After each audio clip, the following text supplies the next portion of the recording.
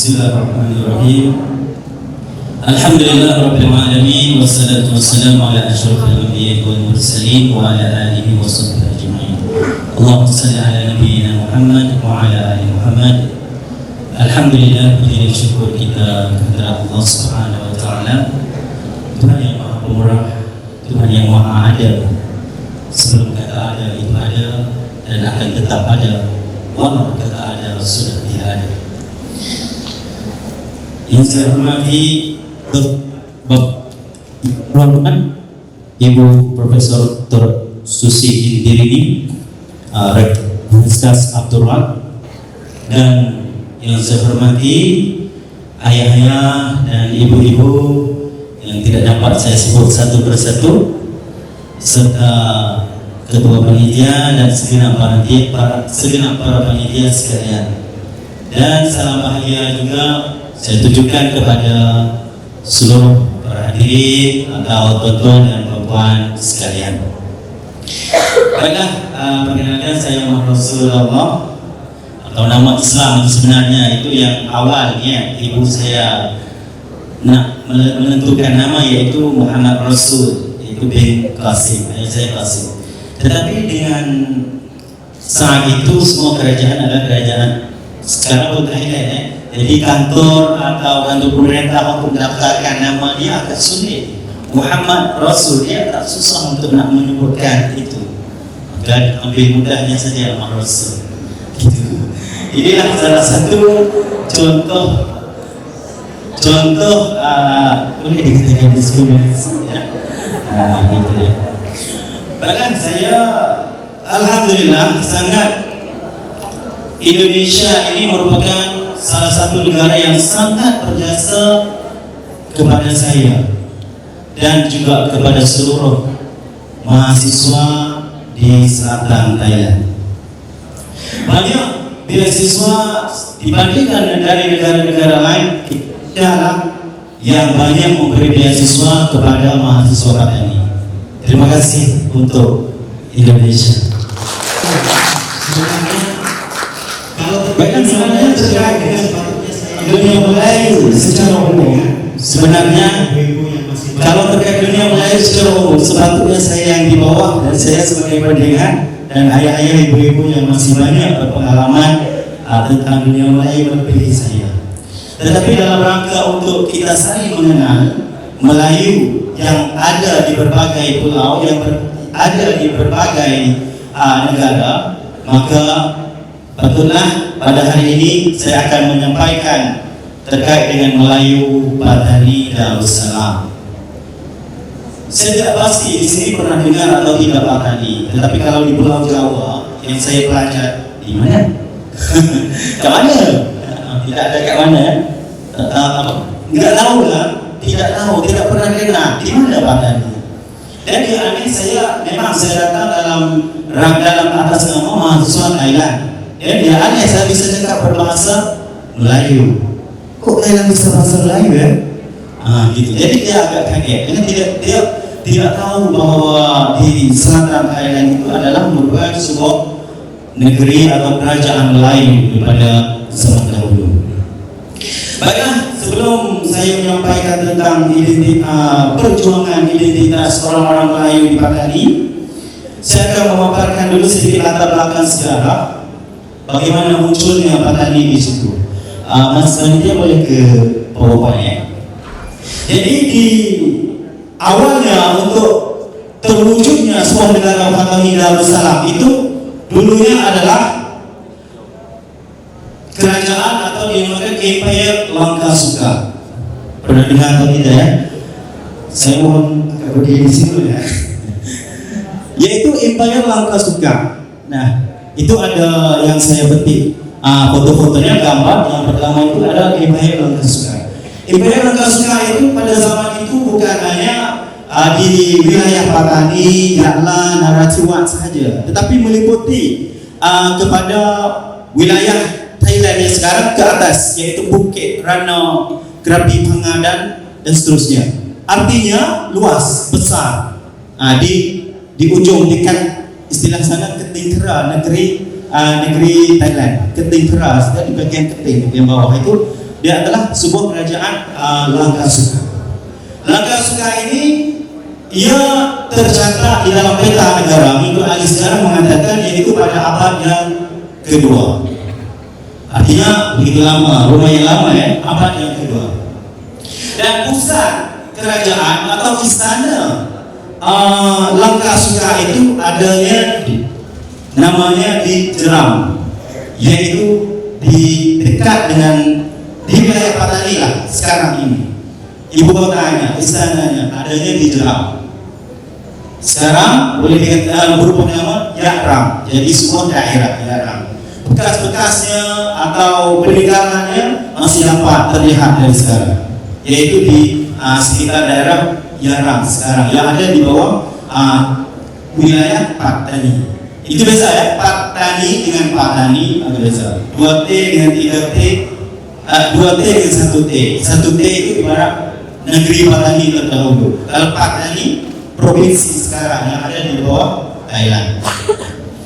Terus kerajaan Langkasuka itu tadi setelah dari tinggalnya beberapa lama di situ, kemudian dia ada sebuah niat untuk nak memindahkan istana dari kota Jeram itu pindah ke suatu tempat lah yang agak indah, karena di tempat yang dia berdiri itu tempatnya sungai agak tidak terlalu dalam, membuat kapal-kapal tidak begitu aktif untuk nak berlabuh.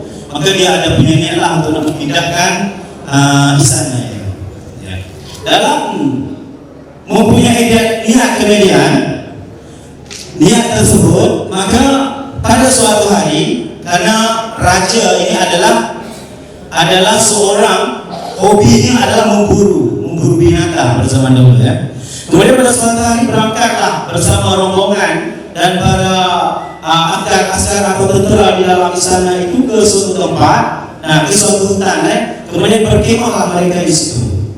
Terus tidak beberapa lama muncullah seekor anjing yang menyala.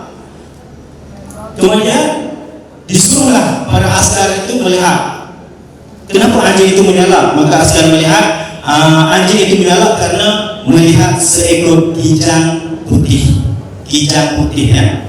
Kemudian raja itu perintahlah untuk askarnya untuk menangkap kijang itu. Maka memburulah para askar itu menangkap kijang. Kemudian sampai malam tidak dapat tertangkap. Maka raja pun tanya, kemana kijang itu? Maka askar pun menjawab, hilang di pantai ini. Di pantai ini. Hilang di pantai ini. Maka bahasa atau dialek orang Patani sebutnya pantai patah. Ini Patani. Itulah muncul namanya Patani.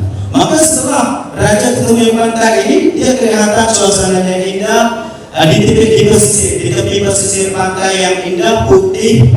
Nah, kemudian di situ mudah untuk kapal masuk berlayar dari beberapa negara. Nah, sehingga pindahlah kota istananya ke sekarang itu namanya Gresik. Gresik karena bahasa dari pesisir. Gresik ada di saat sekarang ini masjid Gresik. Dan tampaknya sekarang boleh kita lihat. Nah, setelah ketemu dan dibangunlah di sana kerajaan Melayu Patani di Gresik atau di Patani itu, maka berdirilah berdaulatlah kerajaan Patani sekian abad. Nah, di antara itu para rakyat sudah memeluk sudah memeluk agama Islam, tetapi sang raja belum memeluk agama Islam. Maka saat itu belum dikatakan daulat Islamiyah, belum dikatakan negara Islam. Terus ketika manakah munculnya Islam di sana?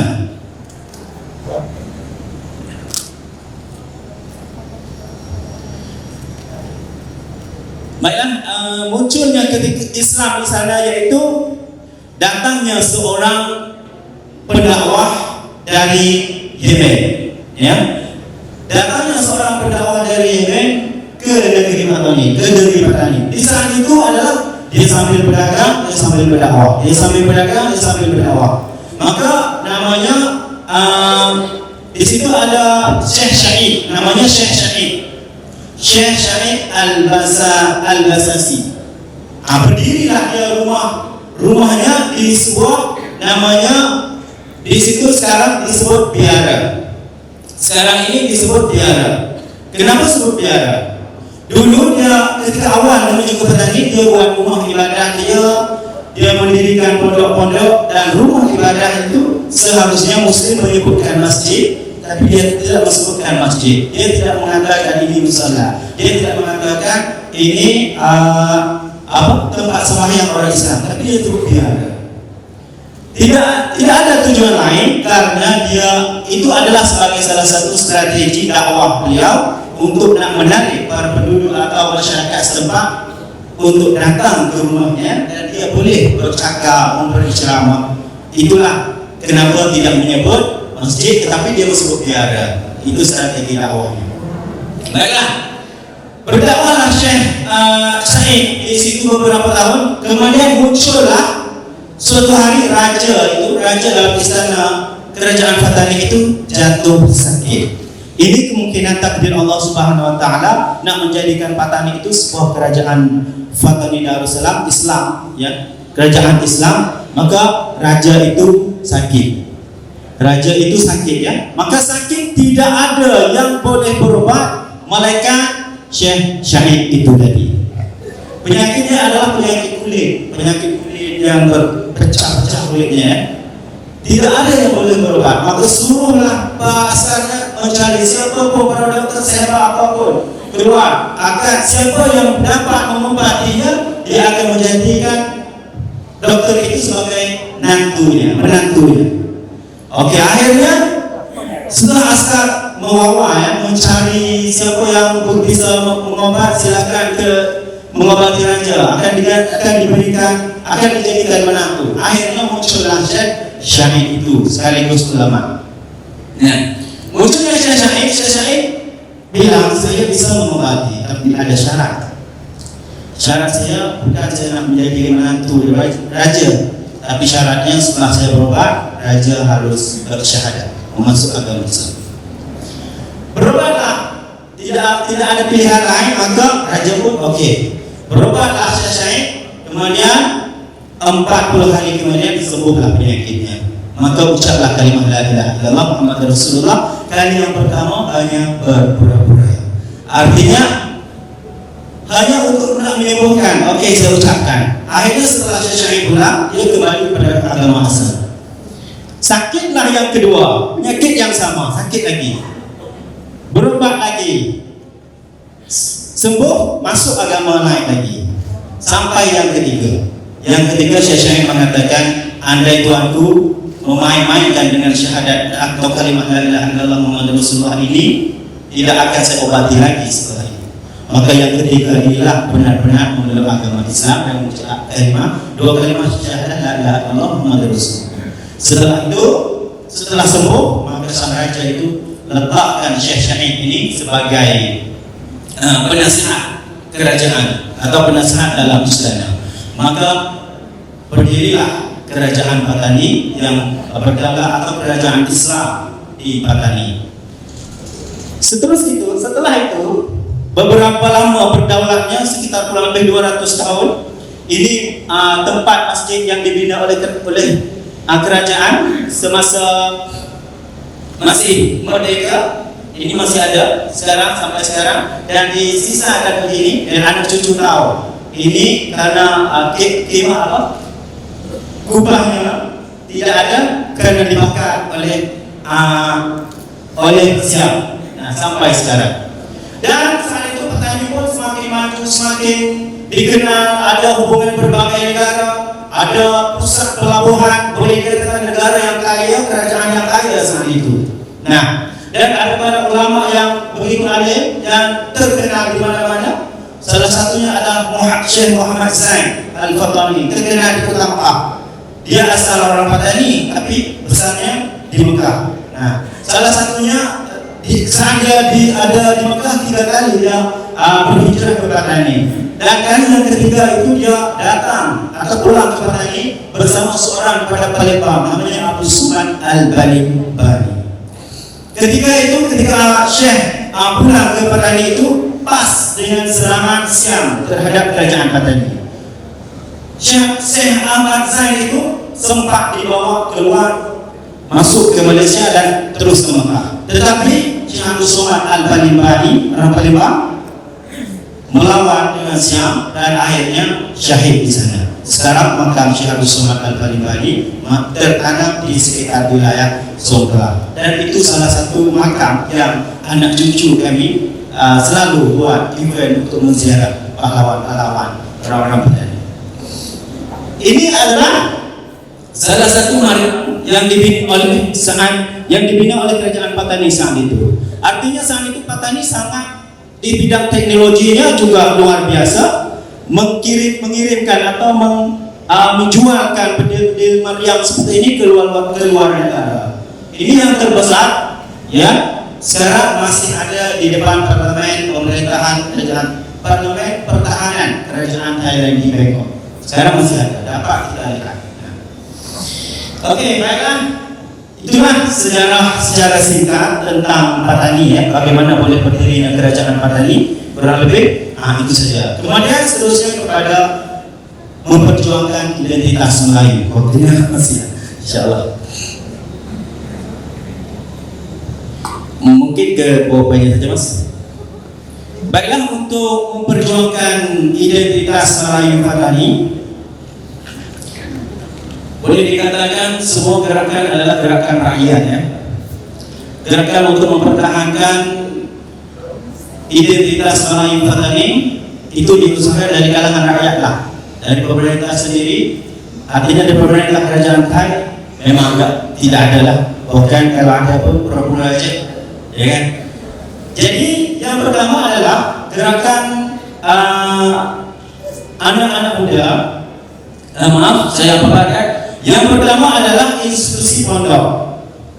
Ke bawah poinnya, Mas. Nah, yaitu institusi pondok, institusi pondok yang berada di Patani Darussalam sekarang ini boleh dikatakan satu institusi yang penting untuk mempertahankan Melayu dan Islam di Patani. Kalau tak ada suasana seperti ini di sana, mungkin Islam sudah lenyap, sebagaimana lenyapnya Islam di mana, di Vietnam, di Filipina, walaupun masih ada sedikit, tapi secara umumnya alhamdulillah sudah hilang. Nah, tapi alhamdulillah di Patani dengan adanya institusi pondok inilah yang menegakkan Islam, kuatnya Islam. Nah, di 3 wilayah selatan Thai itu boleh dikatakan setiap daerah ada pondok, ada di pondok pesantren. Ya, ini pondok tua, pondok tua bukan sekolah. Kemudian kitab yang dipelajari di antaranya adalah kitab Jawi, Melayu Jawi. Jadi kalau masuk pondok pastilah boleh baca bahasa Melayu Jawi. Ini kitab Faridah, saya kutip ambil, ya. Kitab Faridah, yaitu tulisan Jawi, bahasa Melayu tulisan Jawi. Setelah daripada pondok ini ada juga berubah daripada pondok ke sekolah. Ini boleh dikatakan semua politik daripada kerajaan Siam untuk nak menghapuskan sistem pondok tua ini dengan memasuki mata kuliah umum. Dan sekolah, siapa yang terdaftar sebagai sekolah, maka dia akan memberi bantuan sekian bak per tahun-tahun. Ada belajar berapa orang, dia akan berilah duit untuk membantu sekolah tersebut. Tapi syarat harus belajar mata kuliah umum. Mata kuliah umum itu adalah macam-macam seperti kita belajar di sini lah, matematik, fisika dan seterusnya. Tapi biasanya menggunakan bahasa Thailand. Dengan adanya banyak mata kuliah, mata pelajaran yang anak-anak kami harus pelajari, semuanya dalam berbahasa Thai. Yang berbahasa Melayu adalah sejarah Melayu, tauhid, sejarah sendiri. Yang awalnya belajar bahasa Melayu, lama-kelamaan terpikir, terlepas satu demi satu pelajaran karena masuknya mata pelajaran umum tadi. Dan sekolah-sekolah yang umum, artinya ada agama dan umum, biasanya sudah tidak dapat mempertahankan sebagaimana pondok dulu lah. Ya. Tapi di sisi positifnya ada juga anak kami boleh tentang ilmu dunia macam itu ya. Tapi ada sisi buruknya. Nah ini salah satu kitab yang saya contohkan. Ini suasana pondok yang mereka tinggal. Oke, boleh seterusnya. Dan ini juga salah satu boleh katakan salah satu tradisi di sana. Ketika bulan Maulid kami juga berjanji dalam bahasa Melayu. Sini ada ya, berjanji bahasa Melayu dan awal dan Melayu dan Arab kedua kami melaksanakan. Maaf, saya minta bacakan sedikit boleh? Mungkin agak beza atau tidak lagu sana dengan sini. Coba boleh baca ini, nampak? Ini bukan terjemahan daripada berjanji Arab, tapi adalah sebuah karangan ya tentang berjanji Jawi. Lagunya kurang lebih ada banyak lagu lah. Salah satu sebuahkan sini ya. Mengandung Aminah 6 bulan. Mengandung Aminah anaknya bulan, melihat dalam mimpi tidur pada malam. Sini boleh lihat nih. Datangnya kabar oleh seorang, kandung olehmu ayuhai perempuan. Demikianlah lagunya ya. Kemudian satu lagu lagi ya. Umurnya Nabi 25 tahun, sangatnya kasih oleh segala kaum. Kerananya Nabi orang yang maksum, orang minta maaf selalu diampun.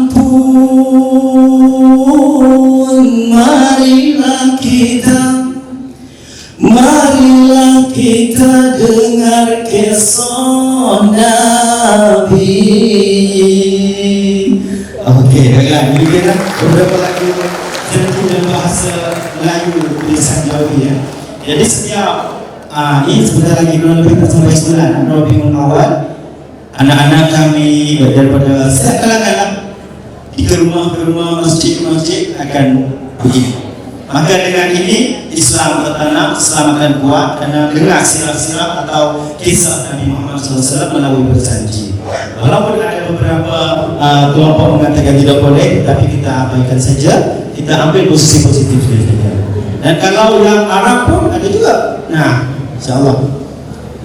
Sikit.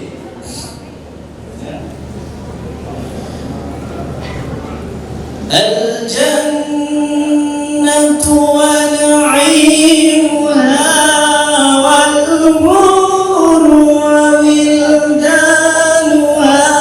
wa kutufu ad-daniyah.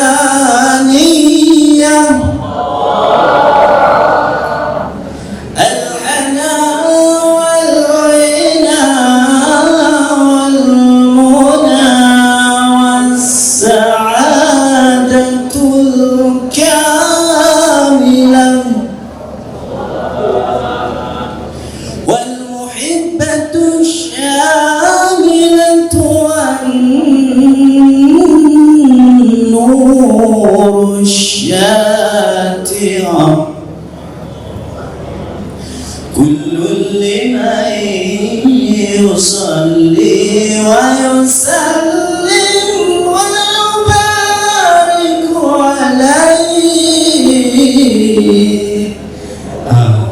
Kena bacalah nama sebulan maulid.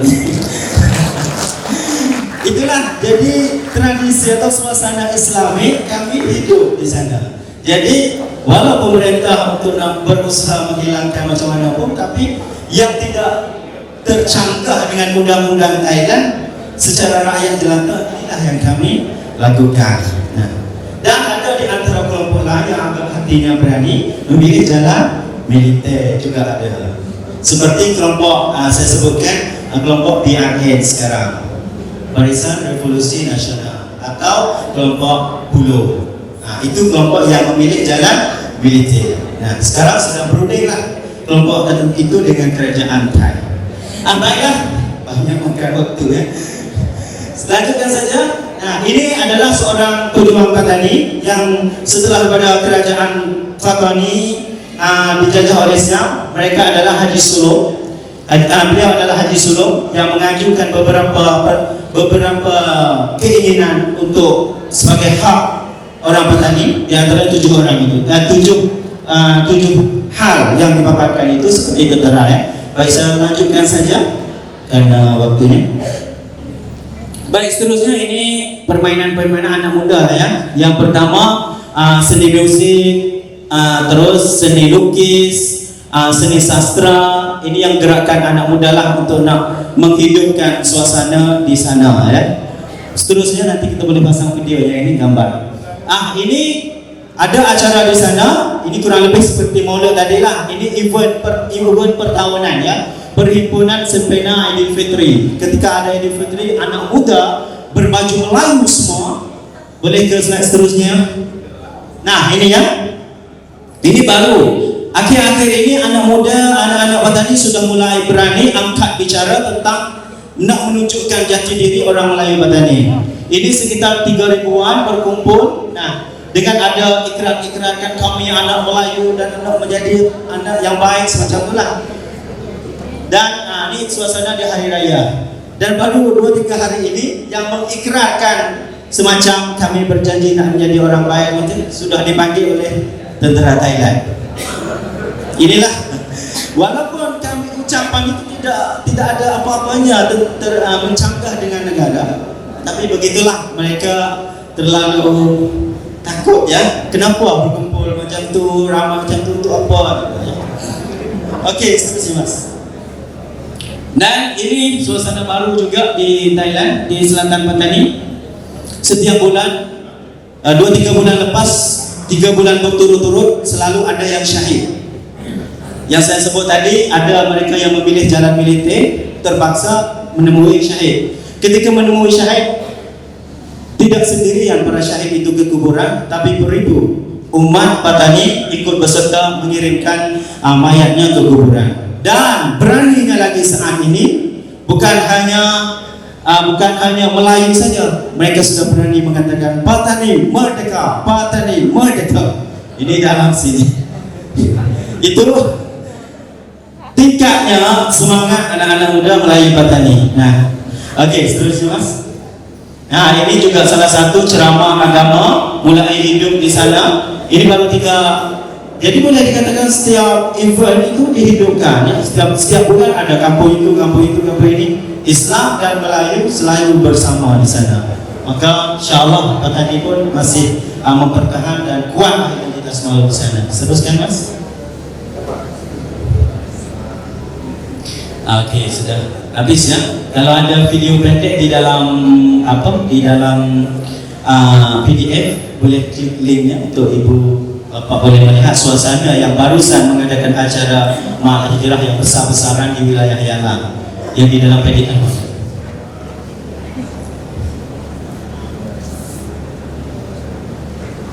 Waktunya sudah sempat.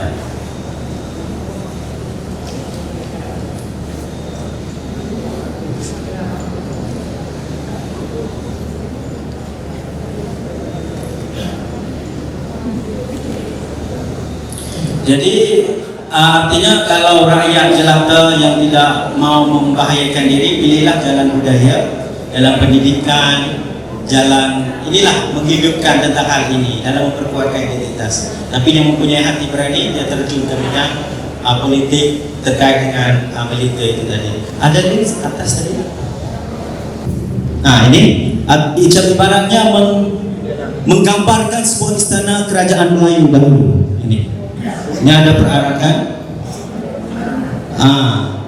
Jadi ibaratnya memperingatkan suasana dulu. Bahkan ini beginilah hebatnya pakaian kerajaan. Di istana ada raja dan didampingi raja itu ada ulama. Menyadap ya, tak mengapa. Oke. Baik, kurang lebih gitu ya, karena memakan waktu yang begitu banyak. Kurang lebih ya, saya mohon maaf. Ada kesilapan, mohon tunjuk aja kepada saya. Insya Allah kita berjumpa lagi di sesi yang berikutnya. Untuk kali ini kurang lebih saya mohon maaf sangat-sangat. Assalamualaikum warahmatullahi wabarakatuh.